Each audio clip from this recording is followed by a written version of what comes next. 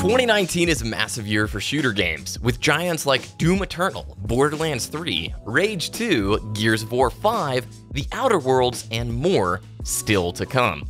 However, just a bit over 3 months into the year, and we already have had some amazing releases. Today, we'll highlight the best shooter games of 2019 so far.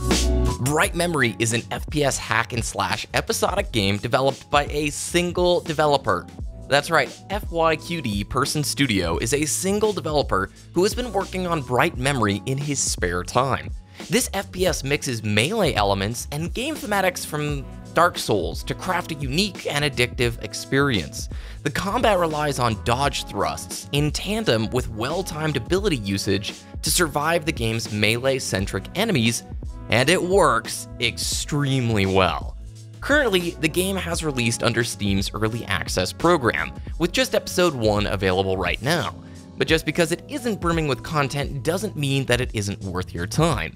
The gameplay in Bright Memory is absolutely fantastic and successfully merges a challenging hybrid of ARPG dodge rolling alongside strong gunplay and innovative ability usage. It's almost unbelievable that this is the product of just a single developer, FYQD. He has received financial support through Epic Games Unreal Dev Grants, but my hope is that Bright Memory gets a full team at some point, or FYQD gets to create a game with more resources.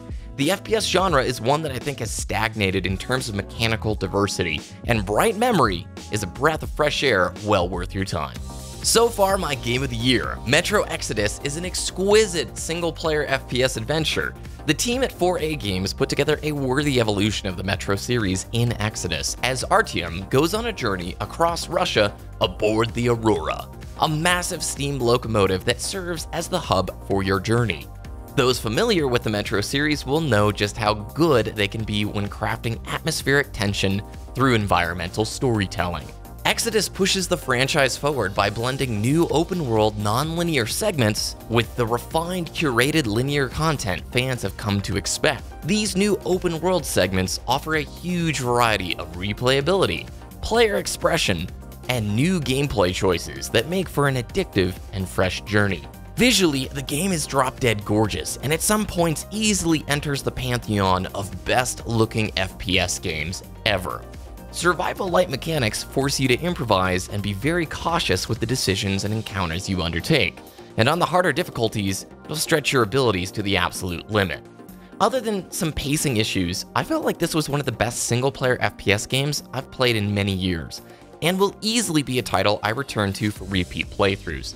If you like atmospheric tension mixed with a post-apocalyptic setting, then Metro Exodus is a must-play. A game that the general public knew nothing about until just a few days before release, Apex Legends has quickly become the king of the BR genre, forcing innovation in its competitors just weeks after its release. Respawn Entertainment have done it again, merging excellent gunplay with airtight FPS design.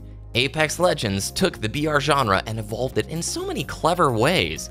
Whether it's the useful ping system, new respawning locations, match pacing, gear balancing, visual feedback, or more, Apex Legends feels like one of the most well-tested and well-thought-out BRs in the scene. Although the Season 1 Battle Pass didn't land as strongly as Respawn probably would have liked, this game is still crushing it in terms of popularity and player sentiment. It's just fun to play and somehow manages to reignite the flame in a genre brimming with competitors.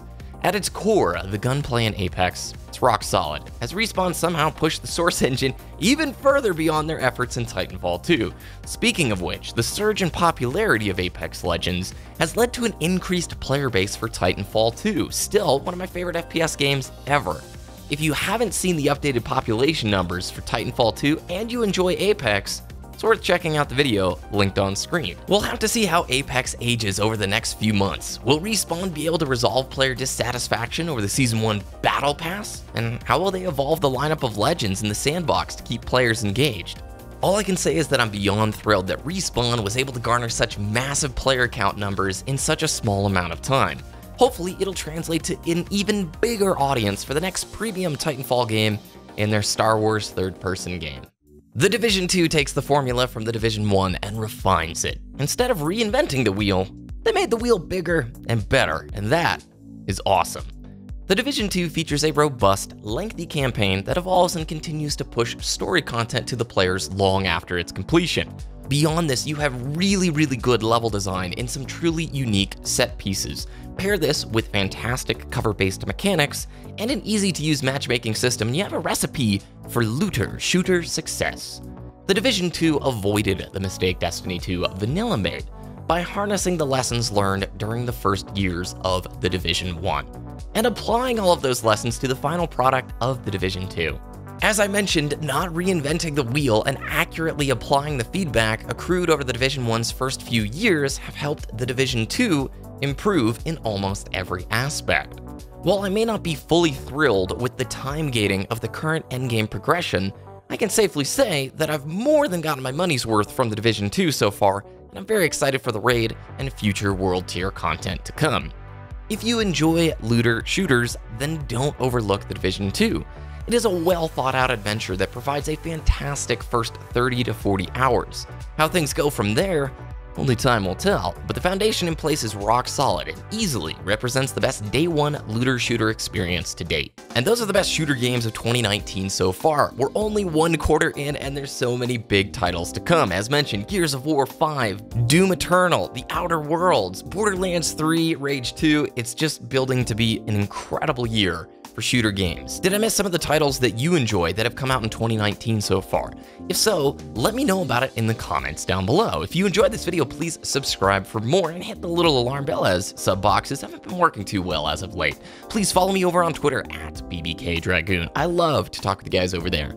Have a great rest of your day and I'll check in with you again very soon.